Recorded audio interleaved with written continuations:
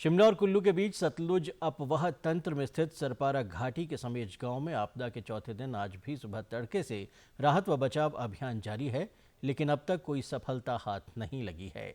उपमंडलाधिकारी रामपुर निशांत तोमर ने दूरदर्शन से बातचीत में कहा कि आसपास के सभी प्रभावितों तक राशन और पेयजल आपूर्ति सुनिश्चित की जा चुकी है और मलबा हटाने के लिए आज शाम तक 6 मशीनों को काम पर लगाया जाएगा। इस बीच आज दोपहर 2 अतिरिक्त मशीनों को नदी में उतारा गया है और युद्ध स्तर पर काम जारी है। देखिए ग्राउंड जीरो से दूरदर्शन संवाददाता हेमलता शर्मा की ये रिपोर्ट।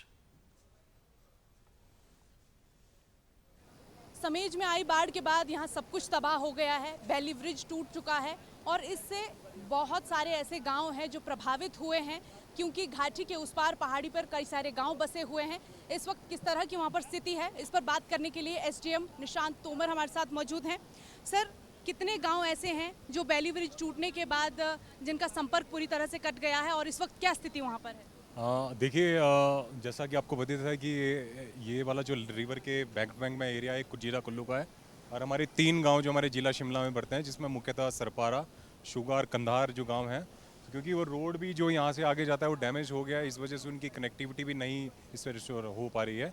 तो वहाँ मौके पे अभी पीडब्ल्यूडी की टीम, हमारी आरडी विभाग की टीम है, तो वहाँ मौके पे है और रोड रिस्टोरेशन का काम वहाँ पे युद्ध स्तर पे चल रहा है।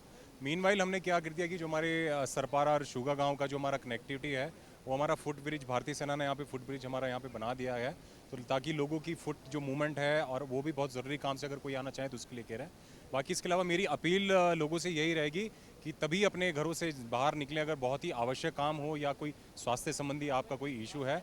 अपने घरों से अनावश्यक काम से किसी, अगर आप सुरक्षित स्थान पर आप वहीं पर रहें। कुछ ऐसी राशन की अगर दिक्कत है तो वो हमारे तक पहुंचाए। ऑलरेडी राशन हमने सप्लाई कर दिया गया है और आज भी हम 1 महीने का जो राशन है एडवांस में दे रहे हैं, और जैसा माननीय मुख्यमंत्री के आदेश हुए 3 महीने का राशन ऑर्डर किया जाएगा, तो उसको भी रिव्यू किया जा रहा है और 3 महीने का जो राशन है सभी जो क्षतिग्रस्त गाँव है उन तक के लोगों तक पहुँचा दिया जाएगा।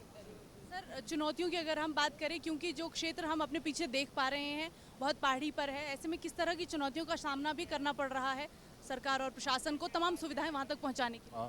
देखिए, पहला चुनौती जो सबसे है, क्योंकि ये खड्ड है और ये खड्ड, जैसा कि मैं बताऊं तो ये श्रीखंड जो महादेव की हमारी जो पर्वत चोटियां हैं वहाँ से होता है। तो यहाँ पे मौसम ठीक रहता है, लेकिन कई बार वहाँ पे जो पर्वतीय क्षेत्र है वहाँ पे बहुत बारिश होती है, जिस वजह से खड्ड का जो जल स्तर है काफ़ी बढ़ जाता है। तो उसमें थोड़ी हमें मशीन को पास कराना और जो हमारी यहाँ पे जो रेस्क्यू टीम है उनके सेफ्टी को भी ध्यान रखते हुए चैलेंजिंग हो जाता है। तो जो भी हमारी टीम है सभी हमारे पूरी अपने हौसले के साथ जितना उनकी कोशिश है पुरजोर कोशिश कर रहे हैं, कुछ हमें पॉजिटिव लीड्स मिल जाए जिससे हमारे जो मिसिंग लोग हैं उनके बारे में कुछ हमें आइडिया लगा सके। तो वी आर होपफुल, मौसम हमारा साथ देगा और जल्दी ही यहाँ पे और मशीनरी डिप्लॉयड की जा रही हैं, जैसे नीड बेस पे, क्योंकि रोड भी हमारा सुमेज तक का ये बीच बीच में क्षतिग्रस्त है, तो वहाँ भी रोड को मेंटेन करने का काम पैरेलली चलाया जा रहा है। और साथ ही साथ पानी की लगभग जो सुचारू रूप से उसको कर दिया गया है।